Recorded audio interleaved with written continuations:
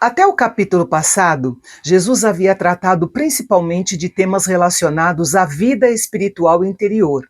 Agora, ele toca em um tema importante relacionado à maneira como pensamos e tratamos uns aos outros. Jesus disse que não devemos julgar, pois agindo assim, seremos julgados da mesma forma. Sua intenção não é proibir toda forma de avaliação ou discernimento, mas sim condenar um tipo específico de julgamento que é destrutivo e hipócrita. Esse ensinamento é um chamado à humildade e à misericórdia, exigindo que, ao avaliarmos as ações dos outros, o façamos com a mesma compaixão que desejaríamos receber de Deus. Jesus usou as figuras do cisco e da trave para mostrar como geralmente somos muito mais tolerantes com o nosso próprio pecado do que com o pecado dos outros. É uma imagem engraçada: um homem com uma trave no olho tentando ajudar um amigo a remover um cisco do olho dele.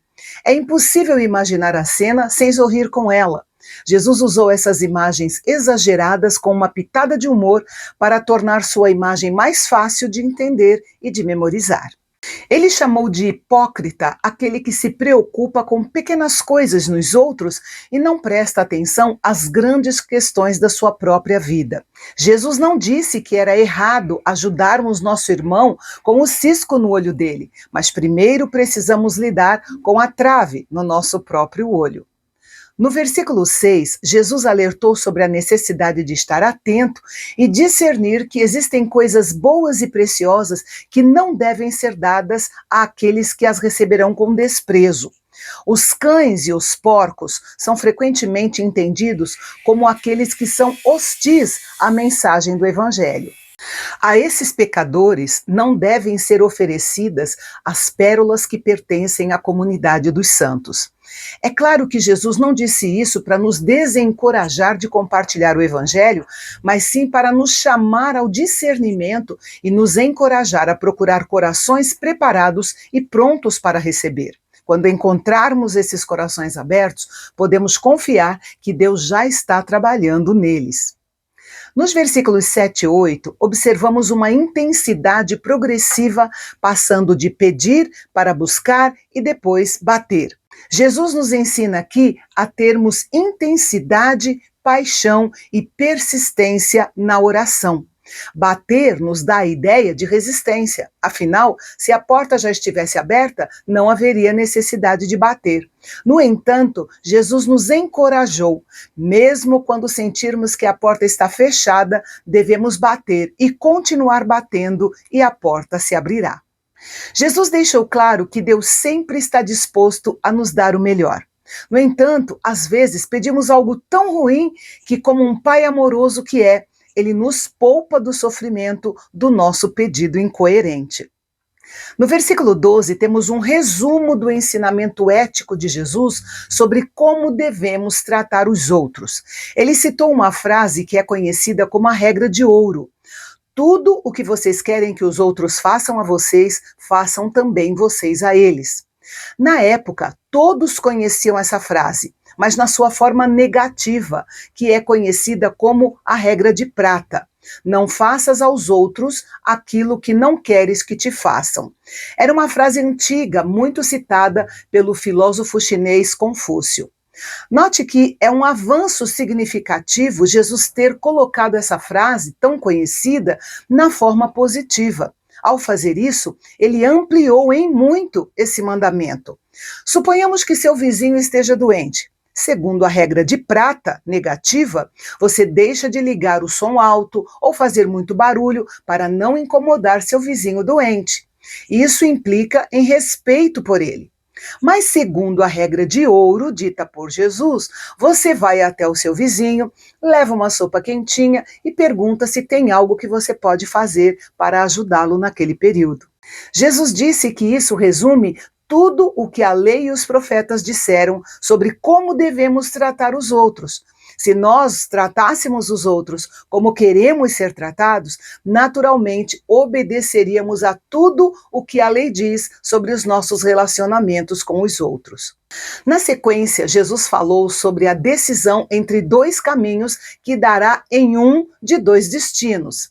Jesus não falou da porta estreita como nosso destino, mas como a entrada para um caminho. E ele aconselhou seus ouvintes a escolher a porta estreita, pois é ela que conduz à vida eterna. Depois, Jesus nos lembra que muitos tentarão nos guiar para o caminho largo. São os falsos profetas. Nós devemos ter cuidado com eles e nos proteger, prestando atenção aos seus frutos. Eles demonstram retidão, humildade e fidelidade no seu modo de viver? O conteúdo dos seus ensinamentos é baseado na palavra de Deus? Essas e outras perguntas semelhantes nos ajudarão a diferenciar o verdadeiro do falso profeta. Os frutos são o resultado inevitável de quem somos. Mesmo que a colheita demore, os frutos, bons ou ruins, se tornarão evidentes, revelando que tipo de árvore cada um representa. A advertência de Jesus, nos versículos 21 a 23, aplica-se às pessoas que dizem Senhor, Senhor, mas sua vida espiritual não tem nada a ver com a sua conduta diária. É impressionante que Jesus tenha afirmado que ele mesmo será o juiz diante de quem todos irão comparecer no dia do julgamento final. As pessoas que Jesus menciona aqui tinham realizações espirituais impressionantes. Elas profetizavam, expulsavam demônios e faziam muitos milagres, mas nada tinha significado, pois faltava o principal, a verdadeira comunhão e conexão com Jesus. Ligados a Jesus, estamos seguros. Desligados dele, todos os milagres e grandes obras não provam nada. Finalizando o Sermão do Monte, Jesus usou a ilustração de dois construtores, um sábio, que construiu sua casa sobre a rocha, e um tolo, que construiu sua casa na areia. As casas pareciam iguais por fora, a diferença estava nos alicerces. Quando veio a tempestade, ficou claro o nível de resistência de cada uma delas. Ouvir a palavra de Deus por si só não basta para nos dar uma base sólida. É necessário que também a pratiquemos, senão grande será a nossa queda. A revelação do reino de Deus no Sermão da Montanha nos impulsiona repetidamente, como pecadores necessitados, a retornar ao nosso Salvador. Ou seja, o Sermão do Monte revela a necessidade do Monte da Cruz. O público que ouvia Jesus não podia deixar de notar que ele ensinava com uma autoridade que faltava aos outros mestres da sua época. Eles nunca tinham ouvido aquela doutrina. Os preceitos que Jesus havia apresentado eram totalmente novos para eles. Mas o que mais impressionou as multidões foi a maneira como Jesus ensinava. Havia uma certeza, um poder, um peso em seus ensinamentos que eles jamais tinham visto. E isso os deixou maravilhados.